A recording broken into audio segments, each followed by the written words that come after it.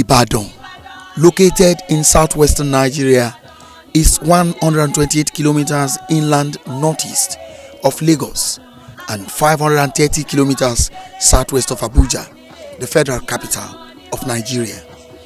It is a prominent transit point between the coastal region and areas in the hinterland of the country. Ibadan was the administrative center of the old western region in the early days of British colonial rule, and parts of the city's ancient protective walls still stand to this day.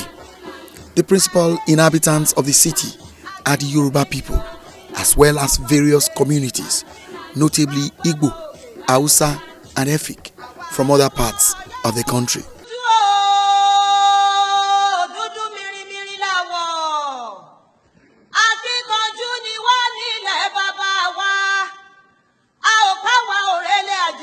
Ibadan, coined from the phrase Ibadan, which literally means by the edge of the middle, came into existence in 1829 during a period of turmoil that characterized Yoruba land at the time.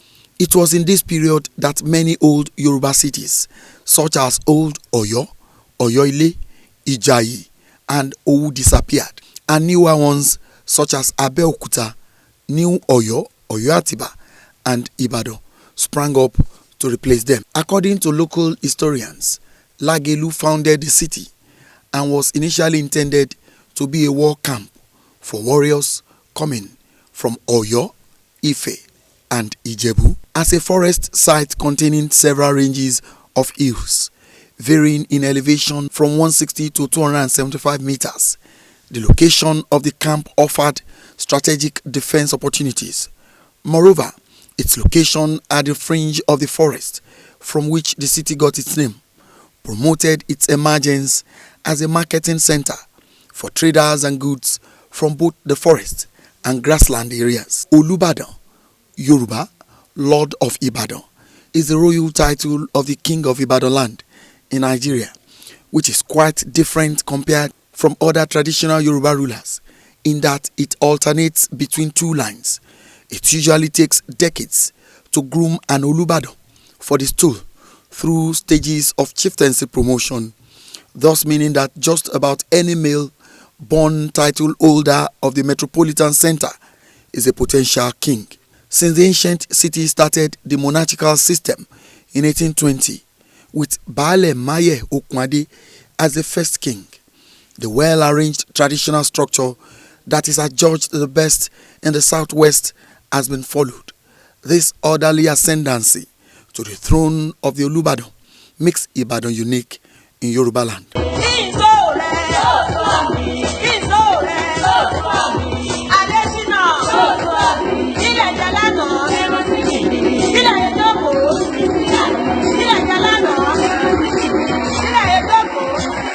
Title holders are appointed on a rotational basis to occupy the stool immediately a king passes on.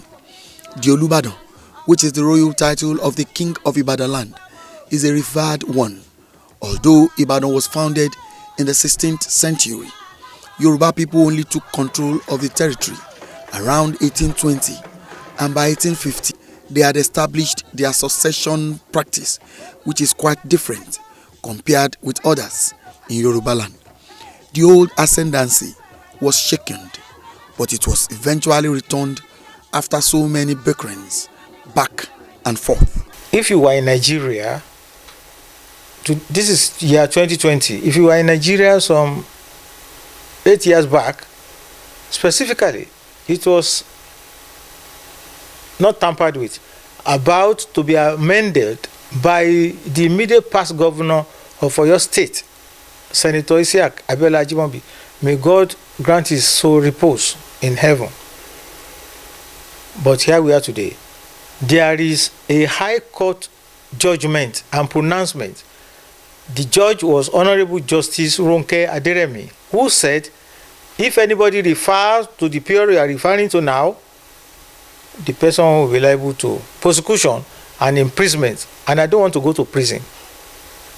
So you better jump it. Let's jump it, I beg you. I know you don't want to go to prison too. This took accrue to Ibadan on this day, specifically Makpo Hall, the colonial-style Ibadan City Hall on top of Makpo Hill in Ibadan, Oyo State. Makpo Hall was commissioned during the colonial era by Captain Ross in 1929. The hall hosts a mini museum where the relics of the chains used to hold tax evaders in the colonial era are hung. There are also pictures of all Olubadan that have reigned in Ibadan. Makpo Hill, the site of the hall, is the oldest part of Ibadan city and is the highest density area occupied mainly by the indigenes of the town. The hall itself is built on a piece of land measuring 5,969 acres, surrounded by roads with its main entrance on Ogumola Street. It is directly facing Makpo Road.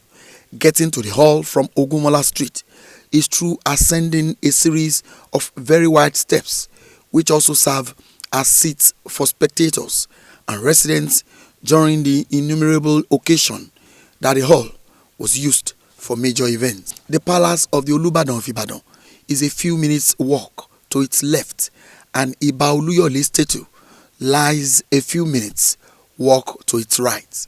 There are two ruling lines to the throne of Olubadan: Egbeagba, civil, and Balogun, military, from where Olubadans are appointed on a rotational basis to occupy the stool on the death of a monarch. Must be loyal and true to have mounted the first stage, the preliminary stage of being the Mogaji, the head of your indigenous family. And when it places God and the incumbent Olubadan, a Mogaji will be promoted to either of the two lines that get to the throne of Ibadan land. And you don't know when. It's not by promotion, it's not by examination, not by might, fame, or riches. So you depend on God and your destiny. So Kabiyesi, all Olubadans, all the chiefs abide by that principle that it is when it is God's time that you get appointed by your family, promoted, rise through the ranks, and eventually get to the throne.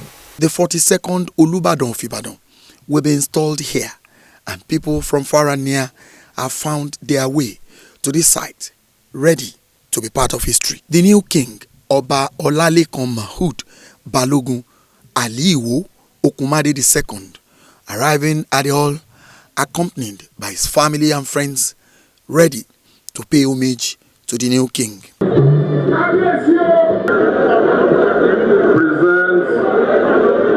the serve of office to the 42nd Olubadan of Ibadan land, Oba Mahood Olalekan Ishola Balogun.